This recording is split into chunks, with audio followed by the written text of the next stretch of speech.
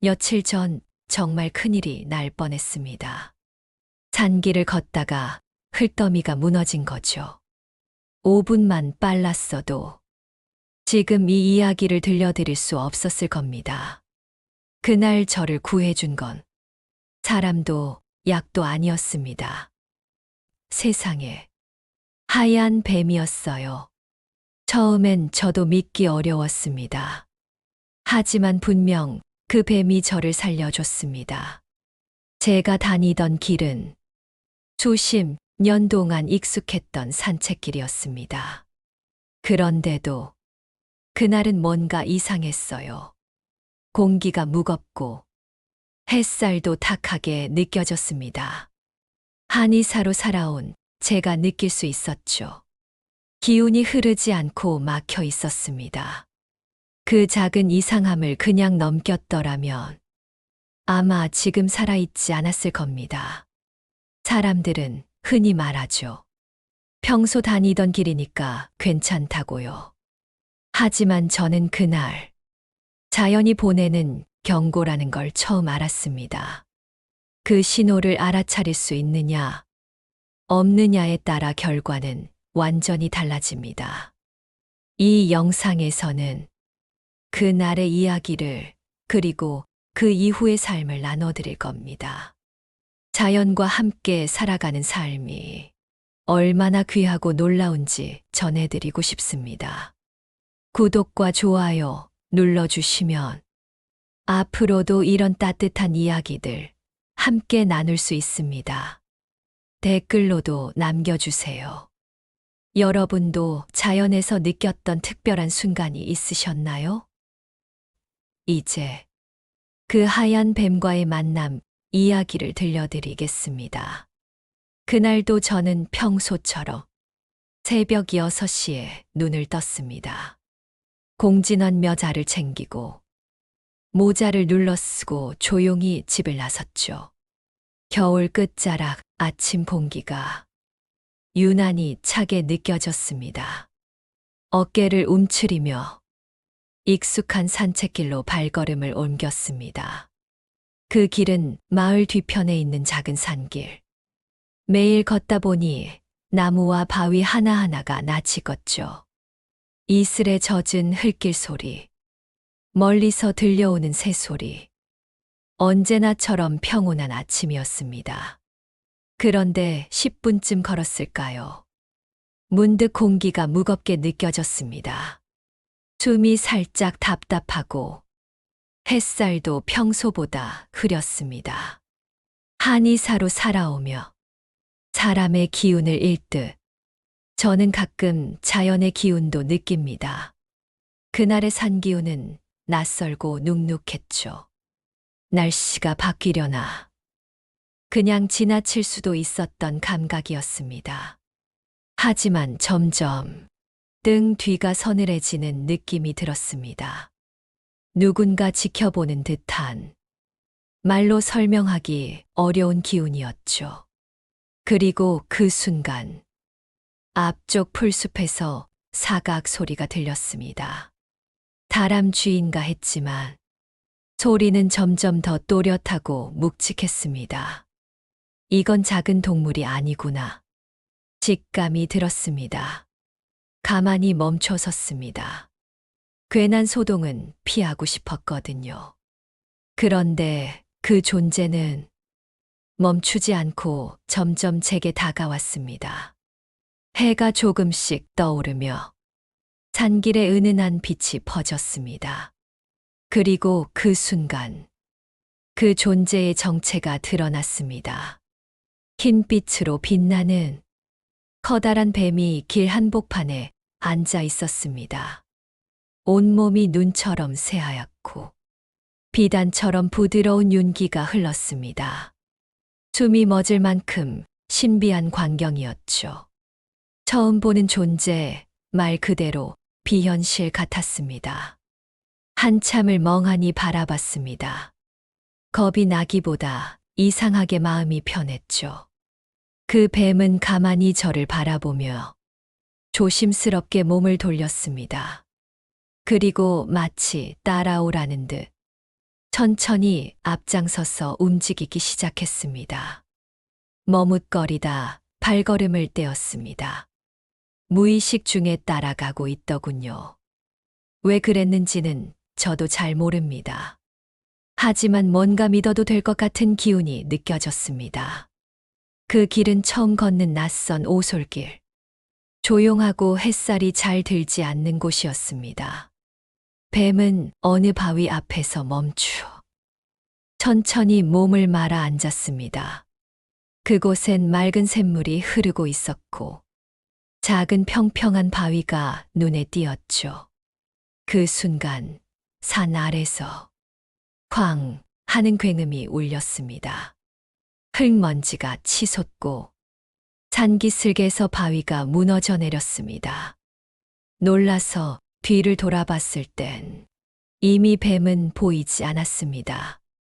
그 뱀이 저를 그 자리로 피신시킨 것이었습니다.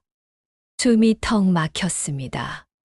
그 길로 계속 걸었더라면 아마도 지금 이 세상에 없었을지도 모르겠습니다. 바위 위에 앉아 한참을 멍하니 있었습니다. 심장이 뛰고 손이 떨렸지만 동시에 알 수 없는 평온함이 가슴 깊이 번져왔습니다. 그건 단순한 행운이 아니었습니다. 뭔가 설명할 수 없는 인연처럼 느껴졌죠. 그날 이후 저는 매일 생각했습니다. 그 존재는 도대체 무엇이었을까? 하얀 뱀. 그건 단지 뱀이 아니었습니다. 집으로 돌아오는 길. 머릿속은 온통 하얀 뱀 생각뿐이었습니다. 정말 꿈이었을까? 아니면 산이 보낸 신호였을까? 몸은 피곤했지만 마음은 오히려 더 맑아진 느낌이었죠. 다음 날 아침 저는 다시 산을 찾았습니다. 그 샘터로 가보고 싶었거든요. 혹시 다시 만날 수 있을까? 감사의 인사라도 전하고 싶었습니다. 작은 보자기에 물과 찰떡을 싸서 챙겼습니다. 그 길을 기억해내는 건 쉽지 않았습니다. 어제는 뱀이 앞장섰지만 오늘은 저 혼자였으니까요. 이 길인가, 저 길인가. 산의 모습은 어디나 비슷해 보였습니다. 1시간쯤 헤맨 끝에 익숙한 샘터가 눈에 들어왔습니다. 그제야 안도감이 밀려왔습니다. 맞아, 여기였어. 맑은 물이 흐르는 바위 옆. 햇살이 은은하게 비치던 그 자리. 조심스럽게 물과 떡을 바위에 놓고 두 손을 모아 고개를 숙였습니다. 살려주셔서 정말 고맙습니다. 소리 내지 않고 마음으로 인사드렸죠. 뱀이 제 말을 알아듣는지는 모르겠습니다. 하지만 그 눈빛을 생각하면 분명 통했을 거라 믿었습니다. 한참을 그 자리에 앉아 기다렸지만 뱀은 나타나지 않았습니다. 아마 이제 더 이상 도와줄 일이 없었던 걸까요? 집으로 돌아오는 길에도 가슴 한쪽이 이상하게 따뜻했습니다. 그 만남이 제 삶을 조금씩 바꿔놓고 있다는 걸 느꼈습니다. 며칠 뒤 뉴스에서 믿기 힘든 소식이 전해졌습니다. 산 등산로 산사태 발생. 등산객 2명 실종, 수색 중. 제가 늘 걷던 그 길이었습니다. 그리고 바로 뱀이 저를 데려다 준 그날이었죠. 순간 소름이 돋았습니다. 내가 그 길에 있었다면? 그제야 모든 게 선명해졌습니다.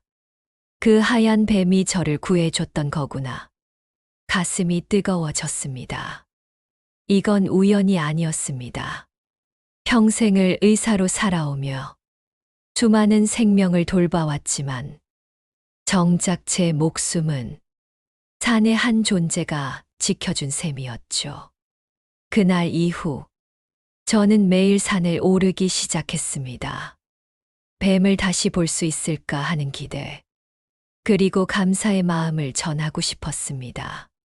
며칠 뒤 드디어 그 샘터에 도착했을 때 놀라운 광경이 눈에 들어왔습니다.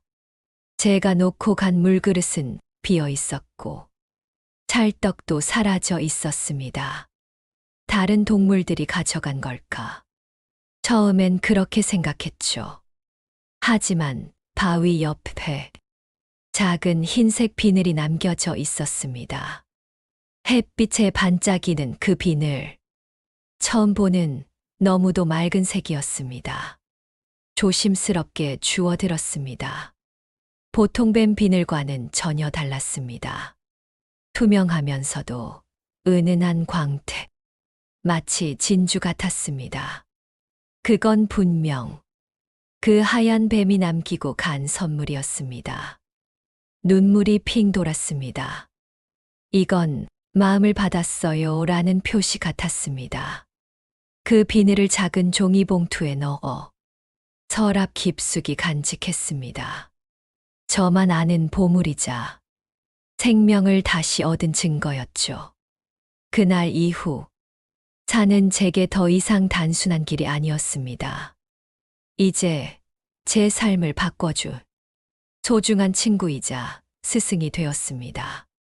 그날 이후 제 삶의 속도는 눈에 띄게 달라졌습니다. 예전엔 앞만 보고 바쁘게 걸었는데 지금은 걸음을 늦추고 주위를 살핍니다. 매일 새로운 길로 산책을 나섰습니다. 산은 마치 날마다 다른 이야기를 들려주었죠. 어느 날은 새들이 평소보다 일찍 울었습니다. 그날 오후 정말로 비가 내렸습니다.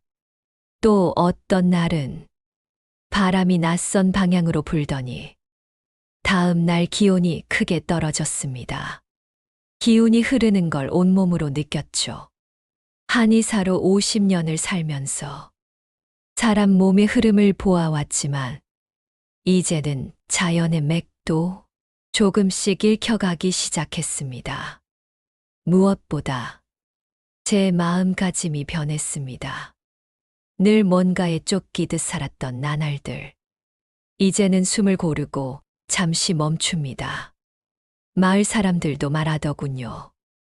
요즘 들어 표정이 많이 편해졌다고. 스님 된 줄 알았어요라며 웃는 이도 있었죠. 하긴 저 자신도 그런 느낌이 들었습니다. 그 하얀 뱀이 제게 준 건 단순한 목숨이 아니었습니다. 다시 사는 법을 깨닫게 해준 것이었습니다. 그리고 그 변화는 곧 또 다른 만남으로 이어졌습니다. 그날도 평소처럼 산책을 하던 오후였습니다. 낯익은 오솔길을 지나던 중 발길이 멈춰졌습니다. 길 한쪽에 작은 무언가가 웅크리고 있었거든요. 자세히 보니 어린 새 한 마리가 날개를 다친 채 혼자 바닥에 떨어져 있었습니다. 잠시 망설였지만 그대로 두고 갈 수 없었습니다. 조심스럽게 손에 담아 집으로 데려왔습니다. 익숙하진 않았지만 응급처치 정도는 할 수 있었습니다. 작은 날개를 감싸고 물과 먹이를 준비했습니다. 처음엔 경계하던 그 새가 며칠 지나자 제 손에서 먹이를 받아 먹더군요. 그리고 일주일, 놀라운 순간이 찾아왔습니다. 마당에 서서 그 새가 다시 날갯짓을 하기 시작한 겁니다. 하늘로 날아오르기 전 저를 한참 바라보더니 살며시 푸른 하늘로 날아갔습니다. 그 새가 떠난 뒤에도 제 마음은 한동안 따뜻했습니다. 날개를 다친 생명을 작은 손길로 도왔을 뿐인데 그 새가 제게 남긴 온기는 오래도록 가슴에 남았습니다. 그리고 문득 깨달았습니다. 아, 이것도 순환이구나. 그 하얀 뱀이 날 도왔고, 이제 나는 작은 새를 도왔구나. 생명은 그렇게 이어지고, 자연은 그렇게 순환하는 거겠지요. 한의사로 수십 년을 살아오며, 몸 안의 순환은 익숙했지만, 이제는 자연의 순환도 가슴으로 느껴지기 시작했습니다. 그 후로는 매일의 산책이 더 특별해졌습니다. 개미 떼가 줄지어 산 아래로 내려가는 걸 보며 비가 오려나? 하고 짐작하기도 했고, 나무꽃이 일찍 피어난 걸 보며 봄이 조금 일찍 오겠구나 느끼기도 했죠. 이런 작은 변화들이 하나같이 신기하고 고마웠습니다. 무엇보다 놀라운 건 자연이 늘 말을 건넨다는 사실이었습니다. 다만 우리가 그걸 듣지 못했을 뿐이었지요. 요즘 사람들은 너무 바쁘게만 살아갑니다. 하늘을 올려다보거나 바람의 결을 느낄 여유 없이요. 하지만 자연은 언제나 조용히 신호를 보냅니다. 우리가 귀 기울이기만 하면 그 목소리는 분명히 들립니다. 그 하얀 뱀이 제게 준 가장 큰 선물은 그 신호를 느낄 줄 아는 마음이었습니다. 이제 저는 매일 배우며 살아갑니다. 자연에게 인사를 건네고 풀과 바람, 햇살에 귀를 기울이면서요. 그로부터 한 달쯤 지났을 무렵 산을 걷던 어느 날이었습니다. 공기가 달라졌다는 걸 먼저 느꼈습니다. 마치 시간이 멈춘 듯한 고요함. 그때였습니다. 앞쪽에 하얀 뱀이 조용히 앉아 있었습니다. 처음 그날처럼, 하지만 훨씬 더 고요하고 편안한 모습이었죠. 이번엔 놀라지 않았습니다. 반가운 친구를 만난 듯 그저 가만히 섰어. 미소 지을 수 있었습니다. 저도 조용히 다가가 마음속으로 인사를 건넸습니다. 잘 있었니? 덕분에 많이 배웠단다. 뱀도 조용히 고개를 끄덕이는 것 같았습니다. 그날 우리는 말없이 마주 앉아 있었습니다. 무슨 말이 필요했을까요?